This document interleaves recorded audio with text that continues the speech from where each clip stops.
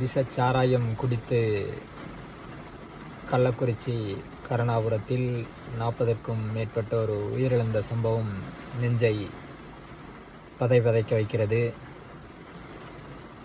தமிழ்நாடு அரசு உடனடியாக இந்த கள்ளச்சாராயத்தை ஒழித்து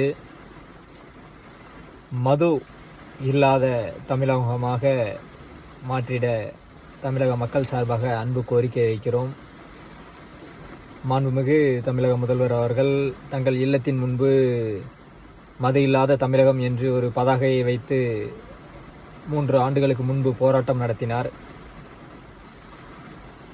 அதை தற்போது ஆட்சிக்கு வந்த பின்பு நடைமுறைப்படுத்துவார் என்று எதிர்பார்த்தால் அவர் ஆட்சியில்தான் சாராய விற்பனை மிக அதிகமாக, அதுவும் கள்ளச்சாராய விற்பனை மிக அதிகமாக நடைபெறுகிறது. இரும்பு கரம் கொண்டு இந்த கள்ளச்சாராயம் விற்பவர்களை அடக்கி ஒடுக்க வேண்டும். இது 2வது சம்பவம். நீங்கள் ஆட்சி பொறுப்பேற்று விஷச்சாராயம் அருந்தி உயிரிழந்தவர்களின் எண்ணிக்கை தற்போது அதிகரித்து கொண்டிருக்கிறது. இந்த உயிரிழப்பை கட்டுப்படுத்த தமிழக அரசு மிகவும் துரித நடவடிக்கை எடுத்து இதை கட்டுப்படுத்த வேண்டும். அது ஆளுங்கட்சியாக இருந்தாலும் சரி, எதிர்க்கட்சியாக இருந்தாலும் சரி, எந்த நபராக இருந்தாலும் அவர்களை உடனடியாக அவர்கள் மீது நடவடிக்கை எடுத்து அவர்களை இரும்பு கரம் கொண்டு அடக்க அன்புடன் மக்களில் ஒருவராக கேட்டுக்கொள்கிறேன். உயிரிழந்த நமது சொந்தங்கள் அனைவருக்கும் ஆழ்ந்த இரங்கலையும் அனுதாபத்தையும் தெரிவித்துக்கொண்டு, உங்களுடைய துயரில் நானும் ஒருவனாக பங்கெடுத்து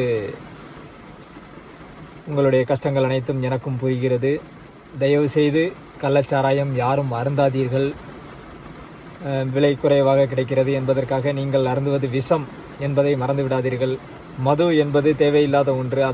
அந்த பணத்தை உங்கள் குழந்தைகளுக்காக, படிப்பு செலவுக்காக நீங்கள் ஏதாவது செலவு பண்ணலாம்.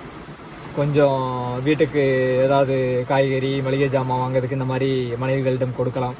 தயவு செய்து கள்ளச்சாராயம் அருந்த வேண்டாம், மது அருந்த வேண்டாம் என்பதை வேண்டி மன்றாடி உங்களில் ஒருவனாக, உங்கள் சகோதரனாக, உங்கள் குடும்பத்தில் ஒருவனாக, உங்கள் மகனாக அன்போடு கேட்டுக்கொள்கிறேன்.